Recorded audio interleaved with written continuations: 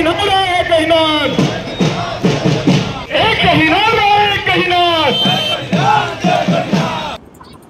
मध्यदेशी वैश्व महासभा का संत बाबा गणिनाथ महाराज जी का पूजनोत्सव समारोह था। इस समारोह का और मध्यदेशी वैश्व महासभा का उद्देश्य हम लोगों को एकजुट होकर के रहना, समाज में अच्छा संदेश देना, सभी को आपस में कोई द्वेष भाव नहीं रखना, समाज का उत्थान देश के हित में करना और सत्ता में भागीदारी के लिए ये जो शोभा यात्रा निकाला गया, इसमें हम लोग अपना मध्यदेशी वैश्व महासभा का ताकत दिखाए हैं कि हम लोग अब एकजुट हो रहे हैं, हमको भी सत्ता में भागीदारी चाहिए। यही इस शोभा यात्रा है और अपने समाज का आज जो बैठक हो रहा है इसका मेन उद्देश्य है। मध्यदेशी समाज जिंदाबाद जिंदाबाद, मध्यदेशी एकता जिंदाबाद जिंदाबाद, संत गणिनाथ महाराज, संत गणिनाथ महाराज की, संत गणिनाथ महाराज की। इस कार्यक्रम के माध्यम से मैं पत्रकार बंधुओं को बताना चाहता हूं कि अगर मध्यदेशी समाज को सत्ता में भागीदारी नहीं मिला तो आने वाले समय में वो अपनी एक पार्टी का गठन करेगा और अपने पार्टी की सिंबल में चुनाव लड़ने का काम करेगा। अभी मध्यदेशी समाज को, व्यापारी वर्ग को केवल भाजपा भुनाता रहा, कांग्रेस भुनाता रहा, सपा भुनाता रहा और बसपा भुनाता रहा। भाइयों, मैं आपको बता देना चाहता हूं, अब ये पार्टी किसी के पीछे घूमने वाला नहीं रहेगा। मध्यदेशी समाज, वैश्य परिवार केवल चंदा देने का काम करता है और समाज के लोगों को मदद करने का काम करता है। अगर कोई राजनीतिक पार्टी चुनाव लड़ती है तो सबसे बड़ा चंदा वैश्य परिवार की तरफ से जाता है, वो मध्यदेशी बंधुओं की तरफ से जाता है। मैं इस मंच के माध्यम से बताना चाहता हूं कि आगामी चुनाव में जो मध्यदेशी समाज को, जो व्यापारी वर्ग का समर्थन करेगा, हम लोग उसी के साथ मिलकर उसके साथ चुनाव में हिस्सेदारी करेंगे और अपने मतदान का उपयोग करेंगे। मैं माननीय प्रधानमंत्री मोदी जी को और योगी जी को अवगत कराना चाहता हूं कि वैश्य समाज शुरू से सदैव से भाजपा पार्टी के साथ रहा है। अगर भाजपा पार्टी हमें अपने पार्टी में टिकट देने का काम करती है, विधानसभा में और लोकसभा में, तो पूरा वैश्य परिवार आपके साथ है और समर्थन के साथ सदैव आगे वोट देता रहेगा। देखिए, मध्यदेशी समाज जीवन के हर क्षेत्रों में आगे है। शिक्षा का क्षेत्र हो, व्यापार का क्षेत्र हो, नौकरी का क्षेत्र हो, हर पेशे में आगे है। सिर्फ एक और एक क्षेत्र ऐसा है, राजनीति का क्षेत्र, जिसमें हमको हमारी हिस्सेदारी हमारे अनुपात के हिसाब से, हमारी संख्या के हिसाब से नहीं मिल पा रही है। हम समाज में एकजुटता का संदेश देना चाहते हैं कि अगर सभी मध्यदेशियां एक हो जाएं तो दुनिया की कोई ताकत नहीं है जो हमें नोटिस न करे और हमारी भागीदारी सुनिश्चित न करे। हर पार्टियों में हमारे दरवाजे खुले रहेंगे और हम अपनी एकजुटता इसलिए प्रदर्शित कर रहे हैं कि सत्ता में हमें भागीदारी मिल सके। इस तरीके से एक अगर जिले की बात किया जाए तो जिले में भी कई अपने ही मध्यदेशी समाज में कई पार्टी, कई संगठन। देखिए, भाव जिसका बढ़िया रहेगा, उद्देश्य जिसका बढ़िया रहेगा, पूरा मध्यदेशी समाज उसे ही स्वीकार करेगा। सिर्फ संगठन बना लेने से काम नहीं चलेगा, समाज में आगे आना पड़ेगा, नेतृत्व करना पड़ेगा, लीड करना पड़ेगा।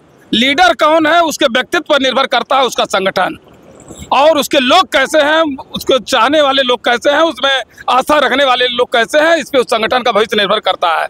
आज मैं गर्व के साथ कह सकता हूँ, मध्यदेशी वैश्य सभा पूरे देश में अपना एक अलग मुकाम स्थान हासिल किए हुए है। अखिल भारतीय मध्यदेशी वैश्य महासभा था, 1905 का संगठन है, लेकिन धीरे धीरे उसमें तमाम कमियां आती गई। आज जो है वो चूंकि ऑडिट न होने की वजह से 10 साल तक ऑडिट नहीं हुआ, इस नाते एक नया संगठन बनाना पड़ा। कमोवेश संगठन मेरा वही अखिल भारतीय मध्यदेशी वैश्य महासभा, मध्यदेशी वैश्य सभा, और उसी का नया स्वरूप, नया वर्जन आया है मध्यदेशी वैश्य सभा के रूप में। और निश्चित रूप से चूंकि मेरा उद्देश्य सही है, मैं समाज के लिए काम कर रहा हूँ, तो पूरे मध्यदेशी समाज के लोग हमें स्वीकार करने में कहीं कोई दिक्कत महसूस नहीं करेंगे। राजनीतिक पार्टियों से आप लोग क्या कहना चाहेंगे, क्योंकि जिस तरीके से रोड पे दमखम देखने को मिला है, कहीं न कहीं से राजनीतिक पार्टियों में सभी राजनीतिक पार्टियों से मैं सिर्फ और सिर्फ अपील करना चाहता हूं कि मध्यदेशी समाज अब सोया नहीं है, जागृत हो चुका है। इस समाज को नोटिस करने की जरूरत है। हालांकि पूरे मध्यदेशी समाज के लोग अभी तक भारतीय जनता पार्टी से बहुत अच्छी तरह से जुड़े हुए हैं और ये चूंकि जिससे ज़्यादा जुड़े हैं उससे ज़्यादा अपेक्षा रखते हैं। मैं अभी भी अपने उसी जिसको मैं वोट देता हूँ उसे अपेक्षा रखता हूँ, वो हमें नोटिस करे, हमें जो है हमारी संख्या के हिसाब से, हमारे अनुपात के हिसाब से हमें उसकी भागीदारी दे। बाकी सारी पार्टियों के लिए दरवाजे खुले हुए हैं। अगर आप हमें नोटिस नहीं करेंगे तो फिर और सारे रास्ते हैं, लेकिन उसके लिए हमें एकजुट होना पड़ेगा। उसी एकजुटता का प्रदर्शन हमारा जो है आज का एक कार्यक्रम है। ज्यादातर देखा जाए तो सोशल मीडिया पे और राजनीतिक जो पार्टी है, बीजेपी पार्टी है, उसके प्रतिनिधित्व द्वारा बनिया समाज को कहा जाता है बनिया बैताल के पीछे, और लेकिन उसके बावजूद भी बनिया और वैश्य समाज के पीछे कोई ऑप्शन नहीं रहता, उन्हीं के आगे पीछे ढूंढे तो मजबूर। क्या मधेसी समाज और वैश्य समाज कोई अपना भी पार्टी का गठन करने वाली है क्या? नहीं, अभी ऐसा नहीं। अभी राजनीतिक पार्टियों के बारे में हम लोग नहीं सोच रहे हैं कि अपना खुद का राजनीतिक पार्टी बनाए। अभी ये कि जहाँ मेरी आस्था है, जिसकी जहाँ भी आस्था है, जिस दल में निष्ठा है, उस दल से वो अपेक्षा रखे। अगर उसकी मांगें पूरी नहीं होती हैं, अगर उसी तरह से अगर उसको हमेशा उपेक्षित किया जाता रहेगा, तो फिर आगे भविष्य में सोचा जाएगा हम क्या कर सकते हैं। अभी सिर्फ और सिर्फ हम जिस पार्टी में, जिस दल में हमारी निष्ठा है, सिर्फ और सिर्फ उसी से अपेक्षा है कि हम उसमें हम आगे बढ़े, आगे जाएं। संत गणिनाथ जी महाराज भगवान शिव के मानस पुत्र, उनके अंश हैं और मध्यसिया समाज के कुलगुरु के रूप में हम सभी उनको पूजते हैं, मानते हैं।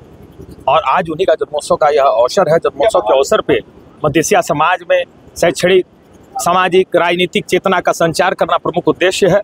स्पष्ट रूप से हम सभी का यह नारा है, एक ही नारा, एक ही उद्देश्य है, सत्ता में मध्यसिया समाज की भागीदारी का स्पष्ट संदेश है, स्पष्ट संदेश है।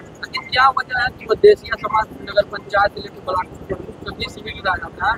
अन्य जो पार्टियां मधेसिया और वैश्य समाज को झुंझुना समझती है, आखिर ऐसे अब उसको आप लोग कैसे देखते हैं और क्या आगामी चुनाव में क्या जवाब देना चाहिए? देखिए, वैचारिक समर्पण किसी विचार के प्रति और किसी दल के प्रति अगर वैचारिक समर्पण के माध्यम से लोग अपना जो निष्ठा पूर्ण करते हैं और राजनीतिक प्रतिबद्धता का जो है प्रदर्शन करते हैं, लेकिन इस बार मध्यसिया समाज के प्रत्येक व्यक्ति में जो भी राजनीतिक महत्वाकांक्षा रखता है, उसको हम पता चल गया है कि अगर अपना हक और हिस्सा लेना है, अपनी भागीदारी सुनिश्चित करनी है, अपनी हिस्सेदारी सुनिश्चित करनी है, तो मांगना नहीं, अब छीनना पड़ेगा। और छीनने के लिए हम सभी को एकजुट होकर अपनी ताकत को केंद्रित करना होगा।